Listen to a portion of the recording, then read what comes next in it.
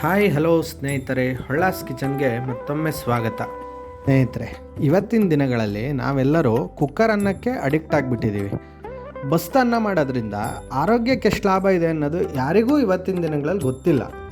ಬಸಿದು ಅನ್ನ ಮಾಡಿದಾಗ ಸಿಕ್ಕುವ ತಿಳಿಲಿ ತುಂಬ ಹೆಲ್ತ್ ಬೆನಿಫಿಟ್ಸ್ ಇದೆ. ಈ ತಿಳಿಯಲ್ಲಿ ಹಿಂದಿನ ಕಾಲದಿಂದನೂ ಮಾಡ್ಕೊಂಬರ್ತಿದ್ದಂತಹ ಒಂದು ಅಡುಗೆನ ಇವತ್ತು ನಾನು ನಿಮಗೆ ತೋರಿಸ್ಕೊಡ್ತೀನಿ. ಮಾಡ್ಕೊಳ್ಳೋದು ಅಷ್ಟೇ ತುಂಬ ಸಿಂಪಲ್ಲು, ಹಾಗೆ ಅಷ್ಟೇ ಹೆಲ್ತ್ ಬೆನಿಫಿಟ್ಸ್ ಇದೆ. ಅನ್ನವನ್ನು ಬಸಿದ ಮೇಲೆ ಸಿಕ್ಕುವ ತಿಳಿನ ಒಂದು ಪಾತ್ರೆಗೆ ಹಾಕ್ಕೊಳ್ಳಿ. ಇದಕ್ಕೆ ಈರುಳ್ಳಿಯನ್ನು ಸಣ್ಣದಾಗಿ ಕಟ್ ಮಾಡಿ ಹಾಕ್ಕೊಳ್ಳಿ. ಹಾಗೆ ಹಸಿಮೆಣಸನ್ನು ಹಾಕ್ಕೊಳ್ಳಿ ಕಟ್ ಮಾಡಿ. ಅದೇ ರೀತಿ ಸ್ವಲ್ಪ ಹುಳಿಗೆ ಲಿಂಬೆಹಣ್ಣು ಬೇಕಾಗತ್ತೆ, ಲಿಂಬೆಹಣ್ಣು ಹಾಕ್ಕೊಳ್ಳಿ. ಮತ್ತು ಸ್ವಲ್ಪ ಉಪ್ಪನ್ನು ಹಾಕ್ಕೊಳ್ಳಿ.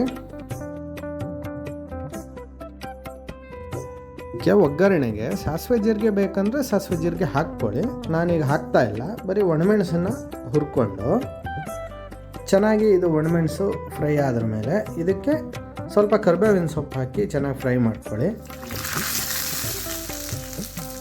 ಈ ರೀತಿ ಒಗ್ಗರಣೆನ ಇದಕ್ಕೆ ಹಾಕಿ ಚೆನ್ನಾಗಿ ಮಿಕ್ಸ್ ಮಾಡ್ಕೊಳ್ಳಿ. ಈಗ ಅನ್ನದ ತಿಳಿಸಾರು ರೆಡಿ. ಈ ಕುಕ್ಕರನ್ನು ಆರೋಗ್ಯಕ್ಕೂ ಒಳ್ಳೆಯದಲ್ಲ, ಆದ್ದರಿಂದ ಆದಷ್ಟು ಎಲ್ಲರೂ ಇದೇ ರೀತಿ ಬಸಿದು ಅನ್ನ ಮಾಡಿ ತಿನ್ನೋಣ.